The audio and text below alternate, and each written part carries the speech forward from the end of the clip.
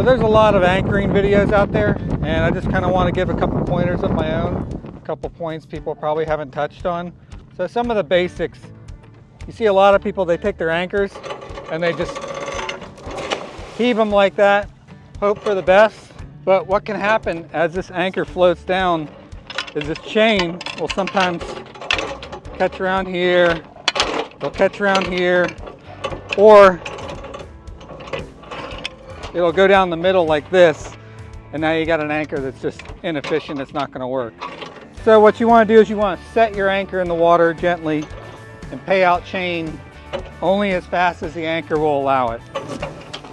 And then when it comes tight, you're going to use your vessel to bury the anchor into the sand or mud, whatever your bottom is. Another important point is usually you want about 7-to-1. 7-to-1 anchor rode means about for every 10 feet of water, you're going to have about 70 feet of rode. Because the higher this angle is, the more likely it is for this anchor to pull out. So an important point is when you set your anchor, you really want to bury that in there. You're trying to fully pull that anchor under the sand, because what happens is as the tide switches, this chain can easily drag underneath your anchor and trip it. Now chances are it's probably going to catch again, but if you have a really hard wind, that anchor is going to come up and it's going to flutter the first chance it gets. And it's just going to skip like that. So another point a lot of people don't realize is how important swivels are. If you just have chain and it's all twisted, or say your boat's been there for a while and it's spinning around in circles, this chain is going to get twisted. And what it's going to do is it's going to roll the anchor right out of the sand. So if this anchor does lose hold because of that, and it's dragging, it's going to be trying to untwist this chain the entire time. And that anchor is going to be twirling and it's not going to be able to properly grab again. This anchor works really well in soft sand like this. But if you've got hard packed sand, gravel, shells, or other objects and rocks, this thing will sometimes skip and you won't get it to be able to hang. So you kind of have to drive the boat forward, let it try to catch that first bit of sand, and then it'll bury. But sometimes these just don't ever hang. So you kind of have to pick your bottom wisely. It'll do the same thing with gravel, rocks, sand, and even shells. Shells can get caught up on one of these flukes and it will never grab it. It'll just sit there and skip along the bottom the whole way. Now an important point when you're anchoring your boat in like a hurricane or a storm is that when your boat swings with the wind, it's going to be kind of doing an S-turn. And every time it comes on that S-turn, it's going to snatch real hard on your anchor. Kind of going to shove it one side, sometimes fully sideways. It's just going to keep catching. Catamarans are really bad for this. So what happens is that anchor is pulling each way, trying to break itself free. And there's usually so much wind that once it does, it doesn't catch again. So you really need to put out a lot of anchor rode. Now the more anchor line you have out also gives it more stretch, so it can give a little bit.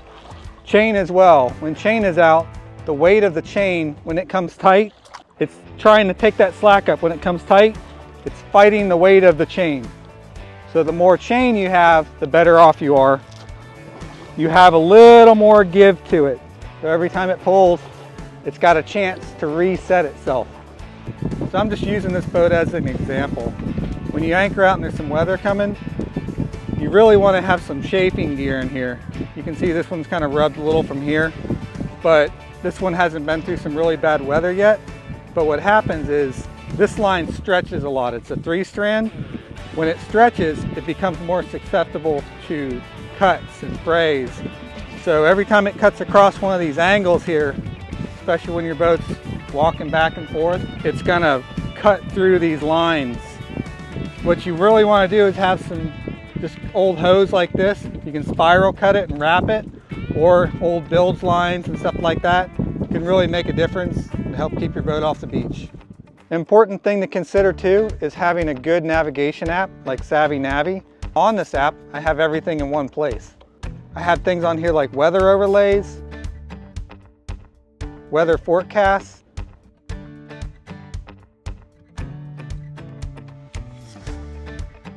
tides,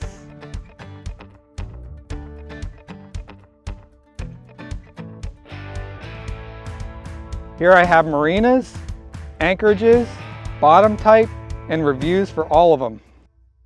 All in one convenient spot. I don't have to flip around between 5 different apps. Also really cool, if you go over here on the menu settings and click anchor alarm, you can set up a geofence around your vessel in case your anchor drags in the middle of the night. So one more question I get asked a lot is, what about 2 anchors? Wouldn't that be better? To simulate this, I'm going to use 2 anchors. I got this one set here and this one here. As your boat circles, both of these will end up in a tangled mess, effectively making it worse for that initial anchor.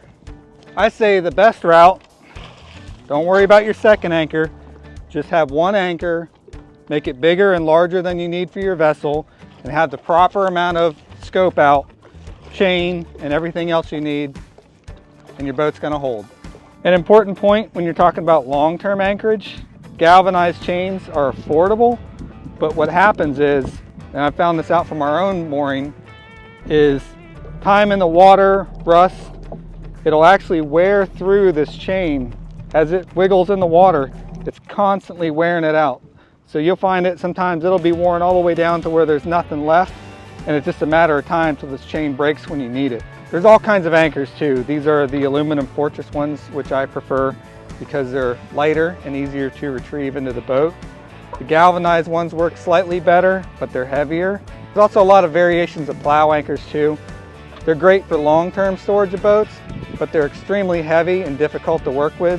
So I try to stay away from those personally. But if you're trying to anchor out your boat for a longer period of time, they work great. Hopefully you found some of these tips useful. Anchoring a boat out can be stressful, but done properly, it can save you a lot of headaches. Like and subscribe for more.